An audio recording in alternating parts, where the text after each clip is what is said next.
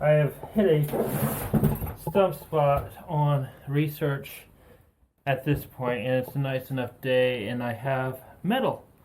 I got all the metal I should need for this future project.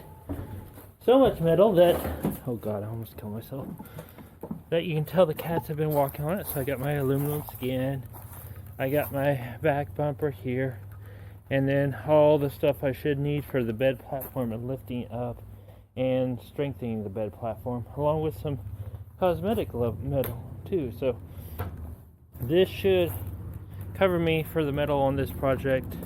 I've kind of figured out at least a couple of the spots where I want to tie in the supports. This is kind of a main 2x2 beam. I was going to tie in a support here before into the ceiling, so I'm going to tie in a support here. And then I was going to tie in my other two supports back here above the door rail and get that, the lifting mechanism. That should give me enough alignment, because I would have it up front, but that's where the bed platform is going to be, and then it'll all be one solid unit after that. There's a little sarcasm because this is, like I said, intimacy.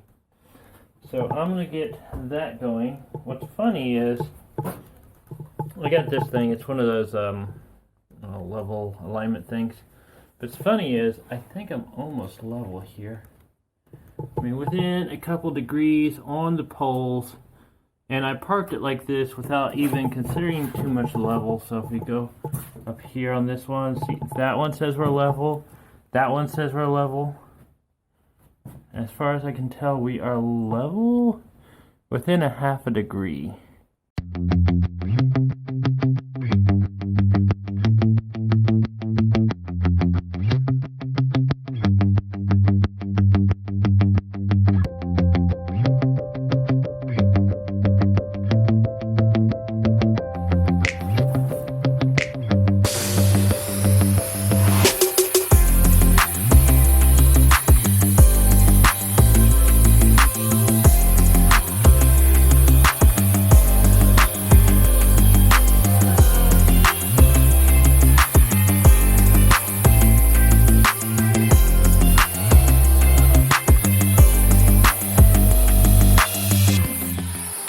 One of the most intimidating part of restorations is cutting the frame, the first frame.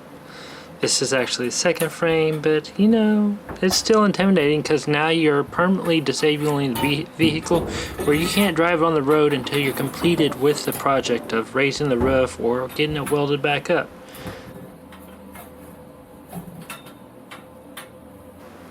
I actually have to find the right piece that works great for the space. I made one of them a little longer just because I didn't feel like cutting the extra excess off. So I believe I have found it.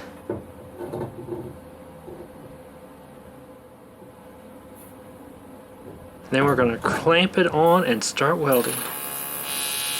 I was experiencing quite a bit of frustration in the welding process due to tight angles, hitting stuff, and being at the edge of my welding lead.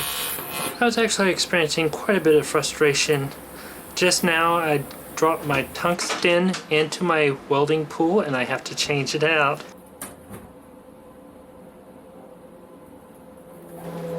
Learning to weld aluminum has been a quite interesting experience and challenging, to say the least.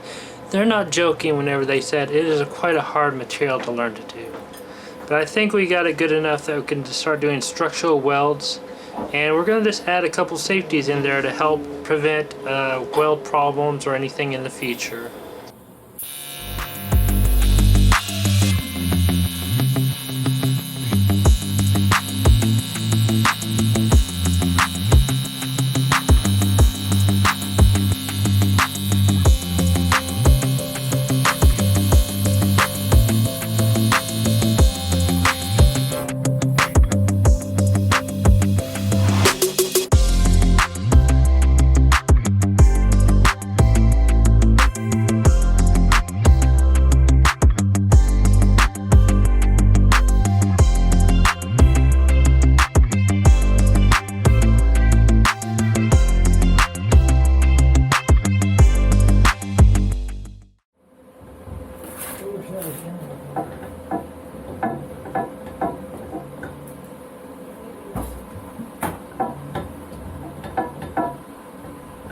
I'm going to come in and drop a little well there.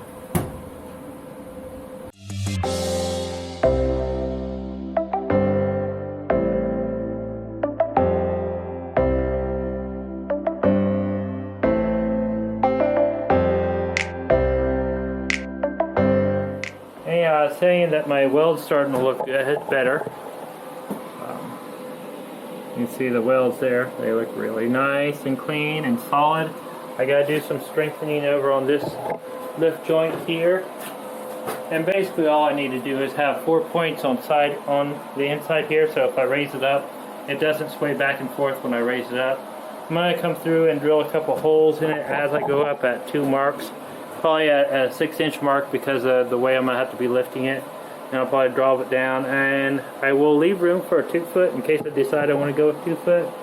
But basically, to get the extra supports inside here, I'm gonna have to lift it up at least 3 feet high, and then drop it back down with the supports in it. And I'm gonna have a couple spots with stainless steel bolts going through it, through some of this skinny stuff here, and I'll have it bolted in 4 points all the way around. Then the rest of it will be welded up. My weld should hold just fine, but it feels better to have some bolts holding it into place too. So I gotta get some stainless steel bolts tonight or tomorrow.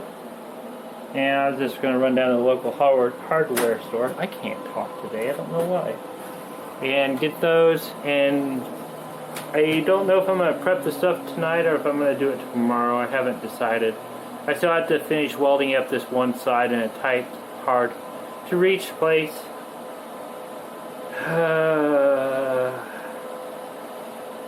Yeah, frustration.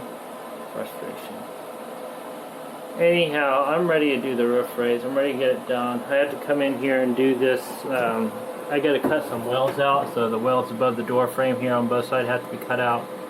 And I should be able to cut the skin here. I might come in here with the skill saw and just cut it out, but I don't think I have enough depth on it, so I might pre-drill a hole and come up here with the sawzall and just cut straight across the top. And there's a few other spots where I'm going to have trouble cutting. I'm going to have to use the sawzall to get all the way through it, mainly on the corners because they're really strong. But I'm going to leave this compartment in there for now to give it some rigidity on the lower half. So we'll see. Anyhow, I think my welding torch has cooled off enough that I can get in there and get back to welding. So we'll see what happens. Alright, getting the alignment holes drilled every 6 inches. So when you go up and we have to move the jack to add some more spacers in there, we can, and we can stabilize everything with this. I don't know if we're going to do the roof raise today or later. It'd be nice to get it done because they're calling for rain all week long. Alright, so we are cutting the spacers to go in the gaps when we raise the roof. That way we have supports we can weld back in and get it strengthened up. I have kind of decided to go with 2 feet on it because I don't want it as tall as the roof of the bus, but I do want plenty of headroom in it. The size is still kind of out, but right now I am making the actual crossmember supports that the bolt will actually go through, and then I'm going to come back with some filler pieces the size of the actual support bars going up. So these actually slide down in the tubes of the 2x2s. That way the brake isn't entirely just on the same spot all the way around. It should give it a lot more strength when it goes up. And now you see me changing my mind. I am actually wanted to do 2-foot roof raise because it would give me an overall height from up to about 11 feet from 9 feet. But I am going to be taking quite a bit of space out of the inside space, so I am cutting these actually at 2 foot 6 inches and figure I can make a decision to change it down to less once I get it up in the air. Alright, so I decided to make an executive order. I did decide on 2 foot, but it sure does seem like I'm losing a lot of space, especially once I raise the floor, put insulation in both the top and the bottom. And one of the things that make a tiny space seem huge is the height. So even if I add 6 inches to it, it's still going to put it at 11'6" overall height. Plus, it's going to compress a little bit whenever I put the weight in there too. So it might just equal out. So I went ahead and cut these 2 foot 6 inches. And if I get it up there and decide that it's too long or this doesn't look right and I can come back and cut these off the other way and do it that way. But these are the inserts. These in smaller pieces are going to go inside the bigger pieces. We're going to lift the whole roof up higher and then slide these in, measure off 4 inches and put a mark there, drill a bolt or drill a hole through it, then bolt it through after we get it back in there. Then we're going to have this on the outside. This is going to be welded to the old frame right here.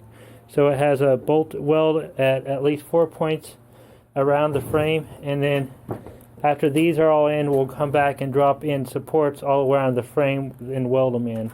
Think of these as kind of our backup for our pack-ups.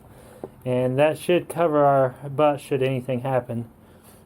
Some of the things I gotta cut out is this weld right here. It has to come out.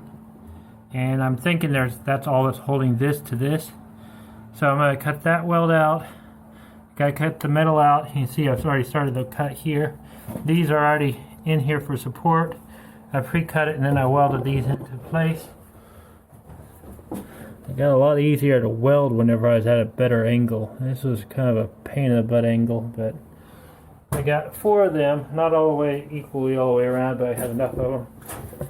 I came in here and pre-drilled a hole. I measured basically 6 inches, a foot, 1.5, 2 feet, 3.5, feet down. I found out my jack can do at least a foot at a time, so I just went ahead and drilled the holes only a foot down. So from here to here is about a foot, and then another foot, and another foot, and I have that on all 4 corners, so when I raise it up, I can drop a bolt in there, hold it up, readjust the lifting mechanism or jack stand, and move it up from there. But before I can do that, I got to cut these power joints here. These are the strong joints, and they built it very similar to a house. You can kind of see it. There's 2 here, and then they have that one thing on the outside. I'm going to build it up better than this whenever I go back together, especially around the joints. They will have reinforcements galore on the joints, and I'm going to come back here and use some of their welds too on some of this stuff. I got to cut here, cut here, and just kind of go around where you see the black line. That's my cut line where I'm going to go cut, and then when I get up front, I'm just going to cut it, and I'll come back and figure out exactly where I want the cut line up here for the bed platform to go, because most of this is going to come out and be open space to an extent. This will have the safeties or the stuff over there, probably. Haven't decided yet, but basically it'll all be a bed over the cab, but it'll be separated from the cab. It'll give me a little bit, should I ever want to pull this off and drop it on another rig, it gives me some space to play with up there, and I don't have to do much. We're going to have a ton of supports around the front of it, and like I said, I have roughly 500 pounds, 600 pounds above the front axles that I can play with, but the position of that weight, or how the vehicle feels on the front versus the back, depends on how much weight I got back here. If I had the vehicle like this and I add more weight, say this is the front, I add weight up here, it's going to loosen the back, but if I drop the back down, I'll move the center of gravity back and add the weight back here, so we'll probably be just fine on it. It's just, what was it? I had a lot of weight to play with in the bus, and I don't feel like I have a lot of weight to play with here. But I believe the bus was at 23,000 pounds, all in all tanks full and everything else. I have to measure this and get 2 tanks for this. I'm going to run Well, I guess you guys will just have to wait and see how I end up running the floor heat through here and heating systems for everything in here. So, yeah. Yeah. Welding was a big bite to chew on, but I think we did pretty good. Anyhow, I'm looking forward to getting this dried in, warmed up, heat in here, get the floor in here, the tanks in here, and get done and moving again. I knew it would be tough for me to sit still this long to do it, but I still think it's the best time to do it with COVID and everything else going on right now. It's just, yeah, this is the time to do this.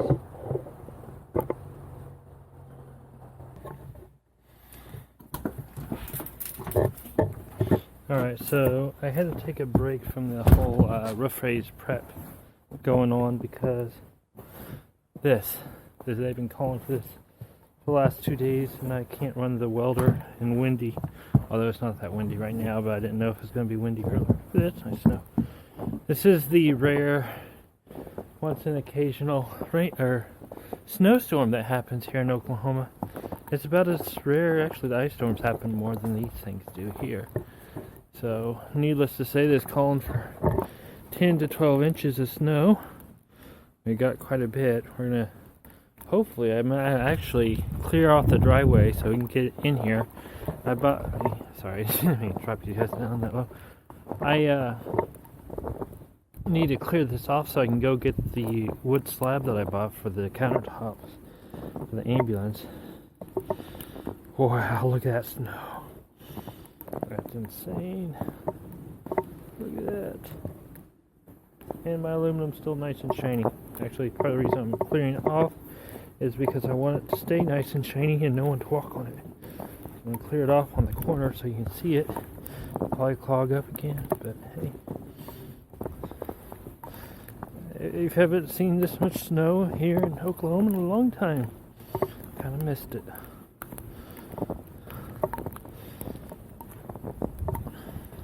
I'll probably actually get a lot done today. I always do more whenever it's cold outside than when it's warm. Oh look, I left the measuring tape out here. How interesting and ironic this is. Here we can see how deep the snow is. What angle? Yep, we're right about 4 inches. So yeah. Anyhow, one of the more luxurious items that I got going on right now is I have a tractor, and I've never had a tractor in the snow. All my snow, turn on the heater thing. This was my gift to myself. That is actually just something I've been wanting for the last 2 or 3 years because it's been cold. Cold. It is an electrically heated jacket. Oh man.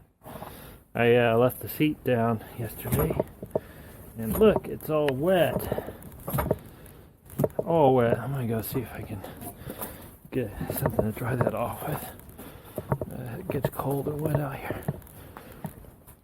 But hopefully we can get back to doing the roof raise, but I'm not doing anything while it's like this. Mainly because all my old equipment is not watertight. So, yeah, we'll see what happens. It'd be worth it to buy a tractor just to remove snow. Ha ha ha ha.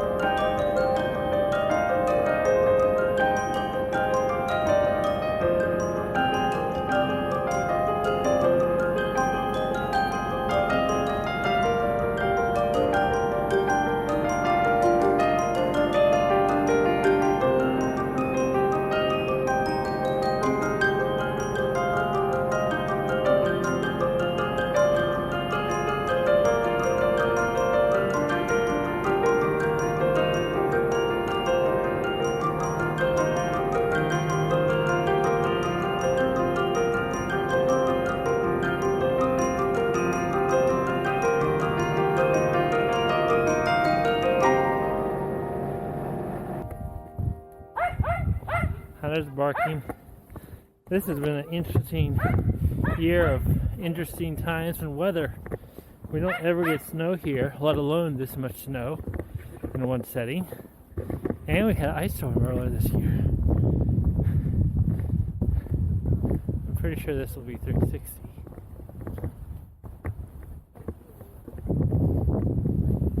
I'm going to drop you.